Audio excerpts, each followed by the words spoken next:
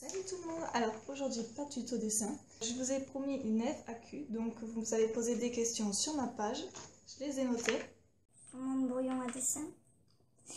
Et je vais répondre une à une à vos questions. Alors, depuis quand tu dessines?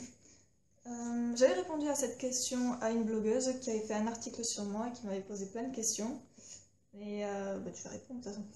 Alors, je pense que c'est entre 7 et 8 ans, je me souviens pas exactement, que j'ai commencé. C'était... À l'école où je venais d'aménager, le soir, il y avait, on allait tous au centre de loisirs et on avait des coloriages. Et je me souviens qu'il y avait une petite fille qui elle pleurait parce qu'elle n'avait plus le coloriage qu'elle voulait. Elle n'en avait plus du tout. Donc j'avais pris un qui était déjà colorié, je l'ai redessiné et je lui ai donné. Et j'avais une des surveillantes qui est venue me voir et qui m'a dit « Ouais, mais pour ton âge, c'est incroyable que tu aies réussi à refaire ce dessin et tout, surtout que c'est vraiment super ressemblant et tout. » Et en fait, ça a commencé comme ça. Et après, il y a eu la mode des didels. Et je dessinais des didels à tout le monde. Donc, ouais, ça m'a donné un bon entraînement. Et depuis ce jour-là, je fais que dessiner, que dessiner, que dessiner. Qu'est-ce qui te passionne le plus dans le dessin art? Qu'est-ce que ça représente pour toi? Alors, c'est pas mal comme question. Alors en fait, très bonne élève, si vous voulez, à l'école. Et j'ai eu des professeurs qui m'ont dit que j'étais qu'une bonne à rien. Donc c'est super sympa de la part de professeurs, surtout quand on parle à une petite fille, quoi, ça fait chier. Et franchement, ça traumatise un enfant quand vous lui dites ça quand même, quand c'est une bonne à rien que limite, tu n'existerais pas, ce serait pareil. Moi c'est un peu comme ça que j'ai ressenti, donc au final... Quand j'ai vu que je savais plutôt bien dessiner, que j'avais, on va dire, un don pour ça, je me suis sentie plutôt mieux dans ma peau parce que je me suis dit, en fait, c'est faux, je suis pas une bonne à rien puisque j'arrive à faire des choses que d'autres n'y arrivent pas. Ça m'a permis en fait de m'assumer et tout, quand même, de prendre un peu confiance en moi.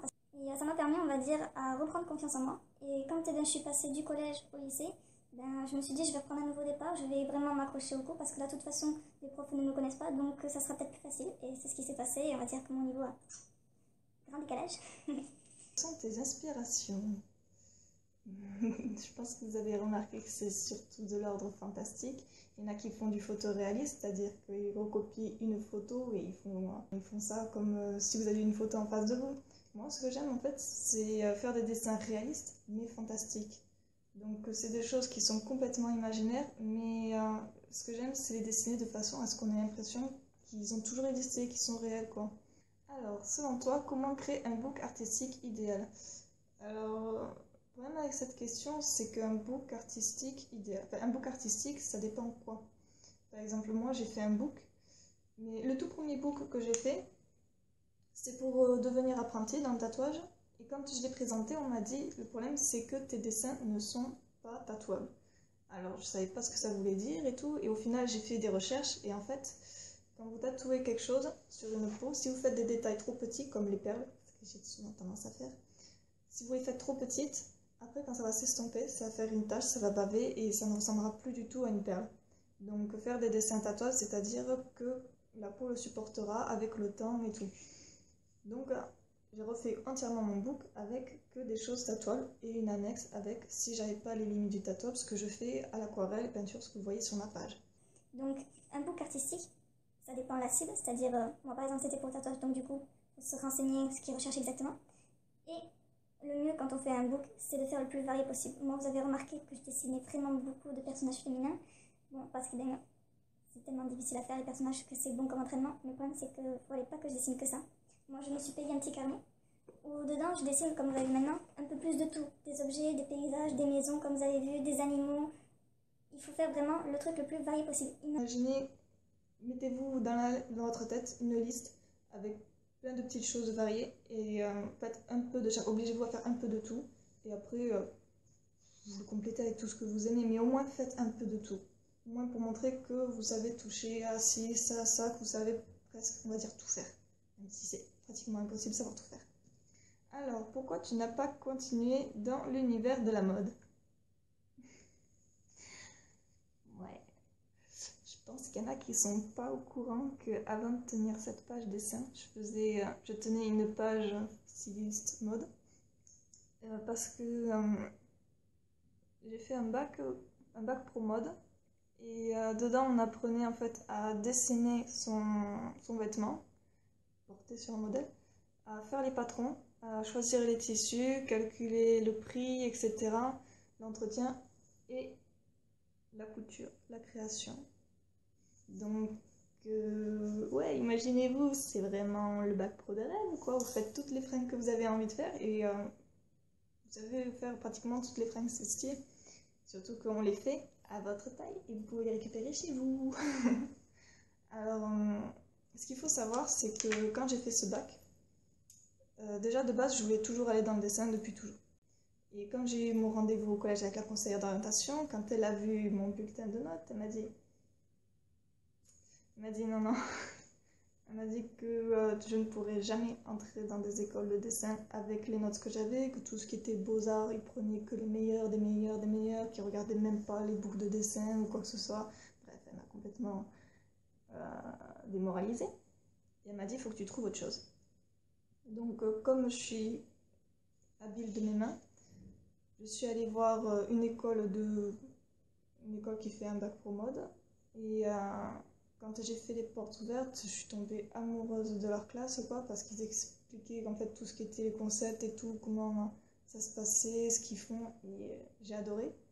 Sauf que pareil, mes notes étaient trop basses, donc ils m'ont dit il faudrait que tu ailles dans notre section précise, où tu apprendras les différents tissus, à les entretenir, tout ça.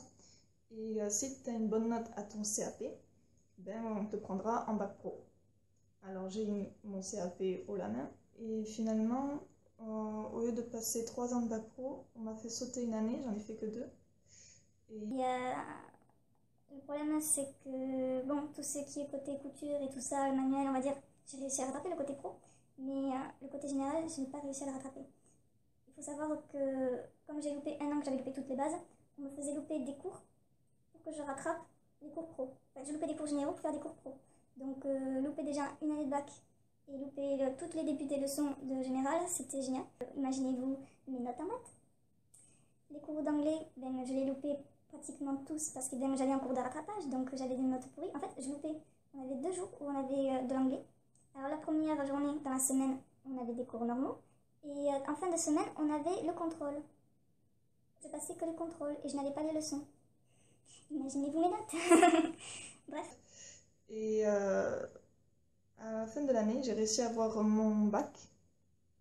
Mais quand je suis allée voir ma prof principale, j'ai demandé est-ce que l'école m'accepterait par exemple en BTS, en mode, et elle m'a dit non parce que j'avais loupé une année.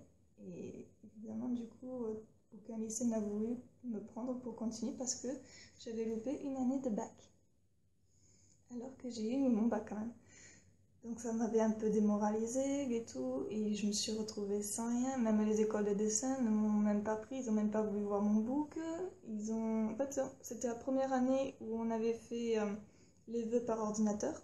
Ça venait tout juste de se lancer, évidemment il y avait des problèmes, et aucune école n'avait reçu mon dossier. Je me suis retrouvée sans rien. Alors au début, je m'étais mis à coudre chez moi, à faire mes propres créations, nani, nana, pour m'occuper en attendant.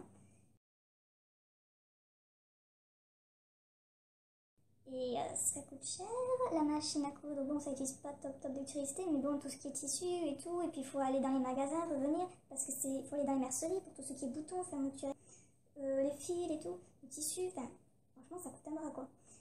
Et je me suis dit plutôt pourquoi pas ne prendre une feuille, un crayon et me remettre à dessiner, revenir un peu aux bases. Et du coup, au lieu de faire, j'ai laissé tomber ma page fringue et j'ai fait ma page dessin et c'est merveilleux quoi. Je suis plus épanouie dans ma page de dessin maintenant que dans ma page mode. Alors, pour les petits curieux, j'ai ramené qu'un seul truc que j'avais fabriqué en cours, comme ça vous avez un petit aperçu de ce qu'on fait. Pour bien montrer que c'est moi qui l'ai fait. C'est une étiquette que j'ai fait à la main. Et c'est un perfecto. Bon, évidemment, vous vous doutez bien que j'allais prendre un tissu avec des fleurs et roses.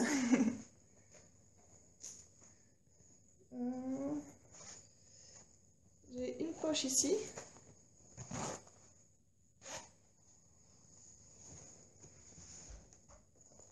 poche-là aussi. Là. Ça, c'est super galère à faire.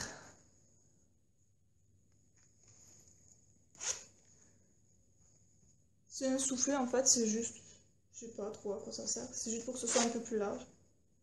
Moi je laisse comme ça, je trouve ça plus joli avec la fermeture fermée. Hop.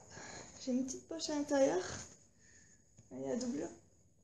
Alors, pour vous imaginer, celui-là on l'a fait en cours, hein. Donc on nous apprend à faire les patrons. Et imaginez-vous 3 mètres de tissu, parce que vous coupez des fois à la maison.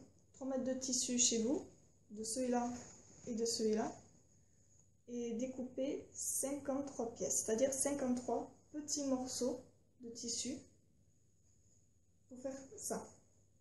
Et surtout, au moment où vous cousez, il ne faut surtout pas les mélanger. Donc vous mettez des épingles, des étiquettes, et pour être sûr que vous avez coupé tous vos patrons, vous les comptez à chaque fois un à un. Je suis contente, j'ai une bonne note pour celui-là, j'ai eu 16. Et il fallait le faire assez rapidement. Il y a plein de gens qui n'avaient même pas pu le terminer. Moi, j'ai réussi. Je fais des petits...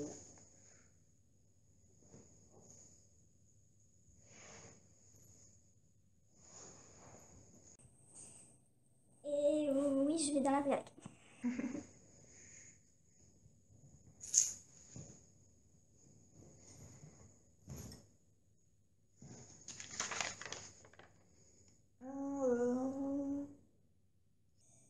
Est-ce que tu fais caca? Alors ça, c'est une question d'une amie à moi, je pense que vous avez deviné. Alors, pour la petite anecdote, en fait, c'est parce qu'il n'y a pas très longtemps, j'ai voulu essayer de manger des figues de Barbarie. Ça pousse dans le sud de la France, l'Espagne, et enfin, les pays du sud, quoi. Tout ce qui est Espagne, Portugal, Italie, ils en ont. Ça pousse sur des cactus et faire attention parce que ça a plein de petites épingles, plein de petites aiguilles. Et ma mère me disait qu'elle a mangé quand elle était petite. C'était son grand-père qui lui découpait et lui donnait à manger. Et j'avais jamais pu en goûter à cause des piquements. J'ai réussi à en acheter sans épines. Et j'ai voulu goûter pour voir parce qu'elle arrêtait Pas de me vanter que c'était trop bon et tout. Et j'ai été très malade. Je vous épargne les détails. Et si vous regardez sur internet, ils disent qu'il faut surtout éviter d'en donner aux enfants parce que ça peut être mortel pour eux. Et vu que je fais un poids plume, malheureusement, ben, je me demande si c'est peut-être pas ça la cause. Mais sinon, non, je ne fais plus caca mou. Merci Diane. Aimerais-tu organiser des cours de dessin publics pour rencontrer tes fans? Ben, moi je suis dans le sud, les gars. Je suis à Toulouse, donc vous savez, j'ai un petit onglet, moi, sur ma page pour me dire où est-ce que vous êtes. Et vous êtes non seulement partout dans le monde, mais en plus, vous êtes vraiment partout en France aussi. Donc, si je fais des cours, comment on s'organise? Et puis, je vis dans un petit appart. Venez pas les 700 et quelques, hein. Ça va pas le faire. Mais sinon, moi, ce que je peux vous proposer, c'est par exemple faire des vrais petits tutos dessin pour apprendre à dessiner les visages, les mains et tout, parce que je sais qu'il y en a qui galèrent beaucoup. Sur par exemple les outils que je me suis achetés en dessin qui sont vraiment trop wow. Et si vous voulez utiliser l'aquarelle, les pro marqueurs que j'utilise aussi en ce moment, moi pourquoi pas. Mais s'organiser un truc pour se rassembler, ça va être chaud quoi. Ce que j'aime bien de cette question, c'est pour rencontrer tes fans. Moi, ça serait un rêve quoi de vous rencontrer. Déjà, dès que je peux engager la conversation sur la page avec vous, je le fais de suite quoi. Dès qu'il y a un commentaire, vous avez remarqué que je réponds tout le temps. Surtout, n'hésitez pas à m'envoyer des messages ou quoi. Si vous avez des questions pour dessin, pour les outils, n'hésitez pas du tout. Vu que je suis encore qu'une toute petite page, ben, je suis contente d'avoir l'occasion de pouvoir répondre à chacun d'entre vous et le plus rapidement possible. Pourquoi Letty? Alors, la signature Letty, L-E-T-H-Y, c'est parce que ça vient de mon prénom, vous avez compris, Laetitia. Mais il y a beaucoup de façons d'écrire Laetitia, L-A-E-T-I-T-I-A, moi pour le mien. Et à chaque fois qu'on était en cours, j'avais tout le temps les profs qui se trompaient. Ils marquaient Laetitia avec un C, Laetitia avec un Z. Oui, la maman de Napoléon s'appelle Laetitia avec un Z. Pourquoi? Et vu que, bon, évidemment le diminutif c'est Letty, j'ai eu des amis en cours qui se sont amusés à écrire Letty le plus compliqué possible. L-E-T-H-Y. Juste pour faire chier. Et finalement, ça a été plus facile à retenir. Même en cours, des fois, j'avais des profs pour quand on faisait des groupes, ils écrivaient Letty et tout. Et je trouvais ça super mignon. C'est resté en fait. C'est resté comme signature. Voilà. Et c'est pas moi qui l'ai inventé, c'est une amie à moi en pressing. Bon, ben voilà. Et si vous avez d'autres questions, n'hésitez pas à m'en poser. Si vous voulez que je fasse une autre FAQ, pas de souci. Il faudra juste que vous m'envoyiez vos questions et dès qu'il y en aura assez, hop, je referai une vidéo. Et voilà, bisous!